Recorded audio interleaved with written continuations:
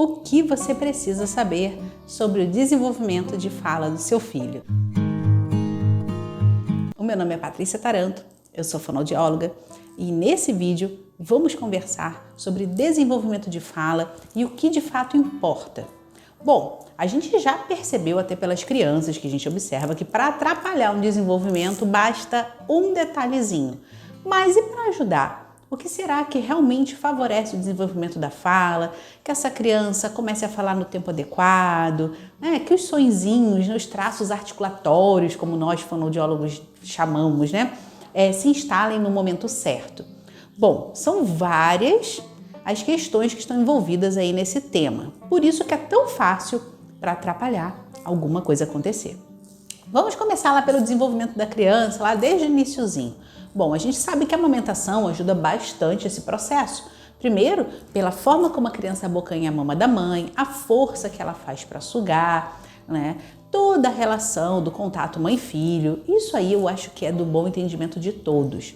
Só que, muito importante, aliás, tão importante quanto mamar ao seio, né, ser nutrido pelo leite materno e da forma natural, né, ou seja, não leite ordenhado, mas na mama da mãe, né, como isso favorece a mastigação, o amadurecimento dos músculos, né, também a introdução alimentar vai ter seu papel fundamental aí nesse processo. Então vocês vão ver ao longo desse vídeo que vários pontos vão importar para que tudo dê certo no final, ou para que a gente minimize os problemas que essa criança que podem acontecer ao longo do desenvolvimento da sua fala.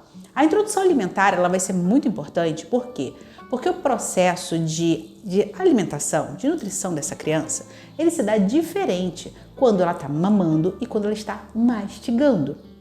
Ora, mas quando a criança começa a comer, né, normalmente por volta dos 6 meses, dificilmente tem dente, né, ou está começando ali alguma coisinha de dentinho a aparecer.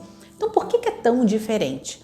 Porque no movimento de apertamento que essa criança faz com a sua boquinha, para conseguir de alguma forma amassar os alimentos e engolir, ela está fazendo movimentos verticais. Quando essa criança está mamando, sugando, mesmo que ao seio, os movimentos eles têm uma diferença. Eles são tanto quanto horizontalizados. Então, esse meu dedo aqui polegar, ele indica o movimento que a boquinha da criança está fazendo. Então, até mesmo um tanto quanto rotatório, para que ele consiga abocanhar a mama, sugar. Abocanha, aperta, suga.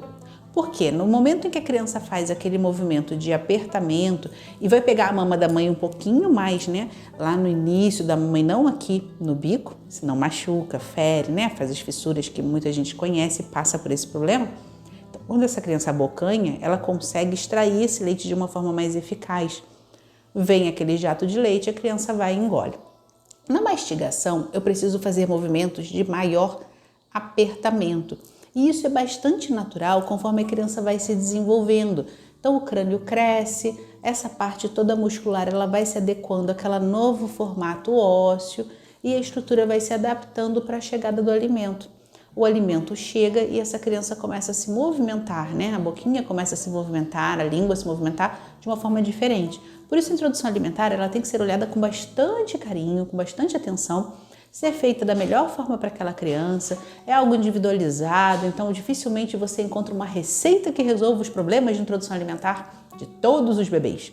Não, existem umas orientações básicas e estratégicas que realmente cabem a todos, como por exemplo, essa criança já estar sentada firme, ter um controle cervical, né? Então um controle de pescoço, que muitas vezes aos 6 meses eles não têm. Então, de que adianta eu começar a tentar introduzir alimentos se essa criança não está firme ainda? Não vai dar certo. Vai começar a criar movimentos de compensação, tentar controlar aquela comida na boca, não vai se alimentar direito, estressa a mãe, estressa filho, estressa todo mundo. Enfim, a introdução alimentar é um ponto muito importante, assim como o padrão respiratório dessa criança.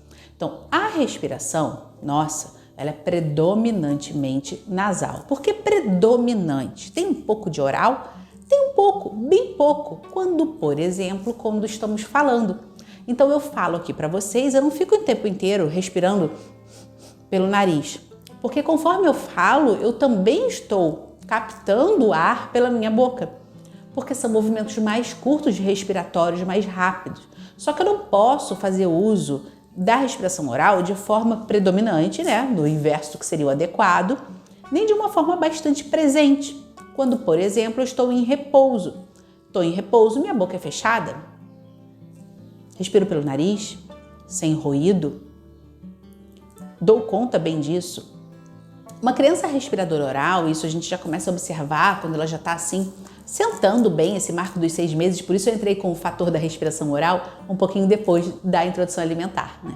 Porque essa criança sentadinha, ela tem que manter a sua postura de boquinha fechada quando no repouso. Então, vendo alguma coisa, observando algo, fazendo alguma atividade de manipulação das mãozinhas, né? Então, essa boquinha fechada. Se essa boquinha está sempre pendente, então, aberta ou entreaberta, essa criança está fazendo uso de respiração oral de forma mais intensa do que seria o justificável, o esperado, sabe? Então, temos que observar a respiração de nossas crianças. Respiração faz uma bagunça danada nessa criança que está precisando desenvolver fala. Por quê? Porque já vai alterar diretamente a parte muscular. Então, essa boca ela fica mais aberta, a minha musculatura ela não se desenvolve de forma a conseguir, né, fixar, manter, sustentar minha boquinha fechada. Boca aberta, eu perco a pressão oral interna, então a pressão que tem na cavidade oral, dentro da boca da gente, tem uma pressão. É por isso que quando a gente está com a boca fechada, a língua da gente, ó, sobe, se mantém lá em cima. Se eu quebro essa pressão, a minha língua, ó, desce. A minha língua descendo, ela vai começar a ficar hipotônica, ela vai perder força. Perdendo força, como é que ela vai fazer o som do T, D, L, N, que eu preciso elevar essa língua com uma determinada força e velocidade? Como lá na frente vai fazer R? Não vai conseguir ou vai ter muita dificuldade nesse processo. Então, primeira coisa, a amamentação inicial, né? Ah, mas eu não pude amamentar porque eu tenho um problema XY de saúde. Ah, porque meu filho ficou hospitalizado, a gente teve que entrar com sondinha, copinho, mamadeira, enfim. Gente, coisas acontecem. Se esse bebê não foi nutrido ao peito, eu vou observar com mais cuidado os próximos passos. Se esse bebê foi amamentado, nutrido ao peito, e mesmo assim desenvolveu essa respiração oral, né? Ou a introdução alimentar tá difícil, tô enrolada, tem alguma coisa que não tá boa, eu preciso procurar ajuda profissional. Aí no caso da introdução alimentar, nutricionista materno-infantil. No caso da respiração, o primeiro a se orientar é o médico otorrinolaringologista. O otorrino, existe também a especialidade do otorrino pediátrico, então aquele otorrino que cuida mais de crianças, né, que tem um atendimento mais especializado para criança. É importante isso também, porque o manejo do paciente é diferente do que o manejo de uma criança e o manejo de um adulto, né? Se há de convir, acho que vocês concordam comigo. Enfim, então já falamos aqui de alguns passos. A amamentação, né, essa nutrição inicial, tá? A introdução alimentar, depois a respiração oral. A respiração oral ela já encadeia um outro problema, que são os quadros de alergias persistentes, né, quase que crônicas. Então, rinites, sinusites, esses processos crônicos na saúde da criança interferem muito na qualidade da fala que ela vai ter. Por quê? Uma criança que tem obstrução nasal por um grande período do seu tempo, né, do seu ano, dos meses do ano, é uma criança que vai ter muita dificuldade, é óbvio, né? Uma consequência direta dessa respiração acontecer pelo nariz. Não tem como uma criança numa rinite constante, num quadro secretivo constante, eu fazer com que ela respire pelo nariz. Ela precisa respirar pela boca, é o único jeito que ela consegue, ou pelo menos compensar isso, né? Então vai fazer uso muito mais de respiração oral do que deveria. Aí eu posso fazer um monte de exame e não aconteceu nada. Olha, não tem nada. Coisa de criança. Só que o que a gente precisa atentar é que não é coisa de criança ficar secretiva a maior parte do ano. Não é.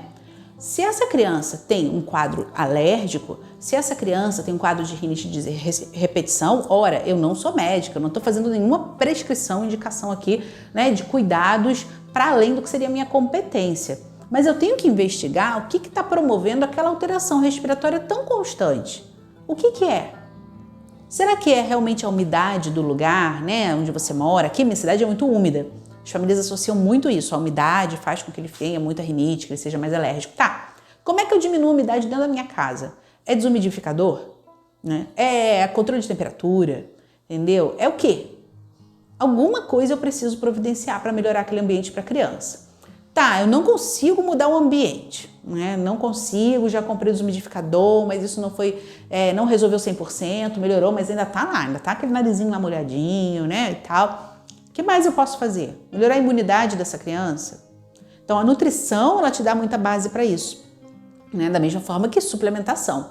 Mas é aquilo, o fonoaudiólogo ele não vai resolver isso. Então eu preciso começar a, dentro de um raciocínio lógico, buscar as possibilidades para além daquilo que de imediato eu já consegui. Que foi a resposta muitas vezes do médico, que olha, por aqui a gente já fez o que poderia fazer, né? Não tem uma adenoide hipertrofiada, não é caso cirúrgico, é uma alergia recorrente, a medicação ela melhora, mas ela não resolve. Então nós temos que buscar um pouquinho mais atrás do processo. O que acontece para disparar e para sustentar esse processo alérgico, né? Ou de irritação aí de quadro respiratório, que faz com que a minha criança fique respirando pela boca a maior parte do tempo, tá? Crianças respiradores orais, elas fazem bruxismo à noite, elas se mexem muito para dormir, elas têm um sono que não recupera, são crianças que tendem a ter maior baixa atentiva, a ponto de fazer prejuízo escolar, sim, tá? Não é o que justifica um déficit de atenção exatamente, mas é algo que importa muito nesse quadro, tá? E são crianças que se comunicam com prejuízos, então são crianças que têm mais dificuldade para a fala. Por isso esse ponto é tão importante. Para além dessas questões aí, né, de saúde que a gente consegue elencar e até mesmo visualizar com mais facilidade, né? A gente tem que entender que o ambiente da criança tem que ser um ambiente de estímulo adequado. Tela não é estímulo adequado. Criança não fica mais esperta porque está vendo desenho X e Y. Criança não fica aprendendo mais vocabulário por causa do desenho animado. Não caiam nessa. Quanta família eu recebo falando para mim, ai, mas ele aprendeu tantas palavras com aquele desenho. Que pena, aprenderia muito mais se estivesse com a televisão desligada. Só que se essa televisão está desligada, tem que ter também alguém sendo um modelo de fala para essa criança. Então, toda criança precisa de um modelo maduro de fala. Tem que ter alguém que fale com ela. Por quê? Porque para falar, eu tenho que entender a função daquilo. Eu experimento os sons de acordo com que eu movimento minha boquinha, com que sai ar. Então, eu faço barulhinhos e as pessoas dão função para aqueles barulhinhos que eu faço. Mas para que alguém dê função, tem que ter alguém. Então, se ninguém está comigo, né? Se ninguém me dá atenção ou pouca, eu não vou fazer esse vínculo da função da fala resolver problemas para mim, da fala servir para alguma coisa. Então, o modelo de fala, para além do próprio modelo em si, ele é muito, muito importante para que essa criança tenha alguém colaborando para que a fala faça uma função, sirva para alguma coisa. E daí vem a reciprocidade, a forma como a gente dá a função ao que a criança fala, as gracinhas que ela faz, às vezes até mesmo os movimentos, gestos e balbucios que na verdade não representam nada na íntegra, mas que por a gente dar uma função, uma representação para aquilo, começa a significar. E daí que a gente dá significado para esses sons, a criança começa a promover o movimento de mais sons, de mais respostas orais. Então, eu preciso desse adulto mediando essa relação. Se eu colocar uma criança dentro de uma casa, sozinha, numa caverna, já dei esse exemplo algumas vezes aqui, né? Sem ninguém por perto, né? Como que essa criança vai desenvolver a inteligência dela? A partir do que essa criança vai entender que a fala, que os sons existem para alguma coisa, né? Se aquilo não tem função nenhuma para ela. Então a gente tem que estar muito atento a esse detalhe. O fato de uma criança ter atraso de fala envolve muitas questões. Algumas delas foram elencadas aqui ao longo desse vídeo. Mas o mais importante para mim, nesse vídeo todo, foi que você percebesse que muitas coisas influenciam o desenvolvimento de uma fala adequada de uma criança, principalmente os pontos articulatórios, né? Então, que os sonzinhos estejam certos na hora certa. E para que os sons estejam certos na hora certa, as coisas precisam acontecer na vida dessa criança na hora certa, da forma certa, como ser nutrido, né, nos primeiros meses de vida adequadamente, como fazer uma introdução alimentar adequada, né? Como a 1 ano de idade estar comendo a comida da casa, a comida da família, e que essa família se alimente bem, porque não adianta comer a comida da casa se a comida da casa é iFood, né? é telefone. Não adianta, não vai ser muito parâmetro isso, né? Então, que essa família tenha hábitos alimentares bons, saudáveis, para que essa criança tenha uma nutrição adequada, para que faça um processo mastigatório maduro e se desenvolva, né? Que essa criança tenha acesso a pessoas, conviva com pessoas que conversam com ela, que essa criança tenha contato com a natureza, que observe as coisas à sua volta, que não fique só nesse mundo muito recortado de bolha. Nossas crianças não têm mais dificuldade na vida. A vida não apresenta nenhum desafio para elas. Tudo acontece, tudo é imediato, tudo é resolvido. Então, esses pontos a gente tem que observar com muito cuidado quando a gente pretende desenvolver a fala de uma criança, quando a gente está educando um filho, né? Quando a gente quer que esse filho se desenvolva da melhor forma possível, que é o que todos nós queremos. Mas às vezes a gente dá umas bolas fora, né?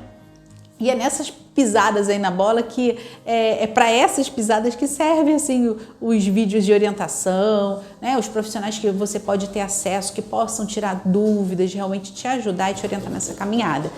Eu já me estendi demais por aqui, espero que esse vídeo tenha te ajudado. Se você gostou, não deixe de encaminhar para alguém que possa estar precisando do conteúdo. Não deixa de se inscrever no canal e ativa lá o sininho para receber todas as notificações. Um grande beijo e até a próxima!